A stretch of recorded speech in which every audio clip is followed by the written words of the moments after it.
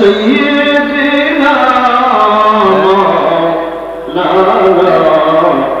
محمد وعلى آل سيدنا مولانا محمد আজকে এই বাগদাদি কাফেলার বাংলাদেশ জেলা শাখার উদ্যোগী 13তম বার্ষিক ঐতিহাসিক সুন্নি কনফারেন্সের শ্রদ্ধাভাজন সভাপতি পীর মুফতি মুশতাক আহমদ আল কাদরি আল ওয়াইসি সাহেব, মঞ্চে রয়েছেন আমাদের হবিগঞ্জের ইসলামী ফাউন্ডেশনের ডাইরেক্টর হযরত মাওলানা মনিরুজ্জামান আল কাদরি, মাওলানা রাবিব সহ উলামা ইকরাম। আমাদের পূর্ববর্তী বক্তা আবুল বাশার বয়ান করেছেন। সময়ের পর আমিও দিনই দিয়ে একটি কথাবার্তা বলবো। আমার বন্ধুরা, এই মাসের নাম হলো শাবান মাস। আমার প্রিয় নবী বলেন, রজব হলো আল্লাহর মাস, শাবান হলো আমার মাস। সামনে যে মাসটা আসতেছে, সকল মুসলমানের সবাই জাগ্রত সচেতন যে সামনে যে মাস আসতেছে তার নাম কি? আরো জোরে বলেন কি? রমজান মাস। আমার নবী বলেন, রমজান হলো আমার উম্মতের মুক্তির মাস, রমজান হলো আমার উম্মতের চাওয়া পাওয়ার মাস, রমজান হলো আমার উম্মতের জান্নাত লাভের মাস। জোরে বলি সুবহানাল্লাহ। তাহলে রমজান মাসকে আমরা কি করতে হবে?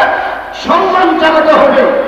আমার বন্ধুরা, আমার ভাইরা, আমার প্রিয় নবী বলেন, কুল্লু আমালি আদম ইবনে আদম, আদম সন্তানের প্রত্যেকটি আমল ইদাইফুবি আশি আমসালিহা ইলা মিয়াতে ইলা 70 মিয়াত। বনি আদমের প্রত্যেকটি আমল আল্লাহ পাক 10 গুণ থেকে শুরু করে 700 গুণ পর্যন্ত বৃদ্ধি করে দেন। জোরে বলি সুবহানাল্লাহ। 10 থেকে 700 গুণ পর্যন্ত। কিন্তু আল্লাহ আল্লাহ হাদিসে কুদসির মধ্যে বলেন, ইল্লা সাওম, রোজার বিষয়ে কোন সীমা নাই। 700 এমন কোন সীমা নাই। কারণ রোজা হচ্ছে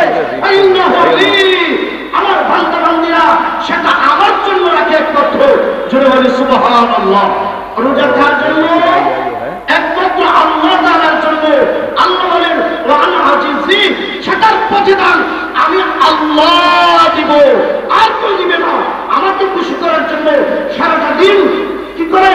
ইয়াদাহু তাআমাহু শাহওয়াতাহু, সে যখন শক্তি নিয়ন্ত্রণে রাখে, দিনের বেলা তার দিন সবকিছু বন্ধ করে দেয় একমাত্র আমার জন্য।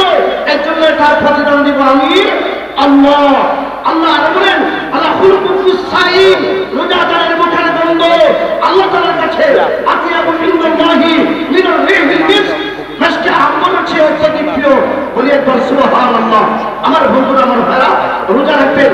রোজা রেখে রমজান মুবারকে রোজার আদব রক্ষা করবেন। রোজার আদব রক্ষা করবেন। রোজা রেখে মিথ্যা কথা বলবেন না।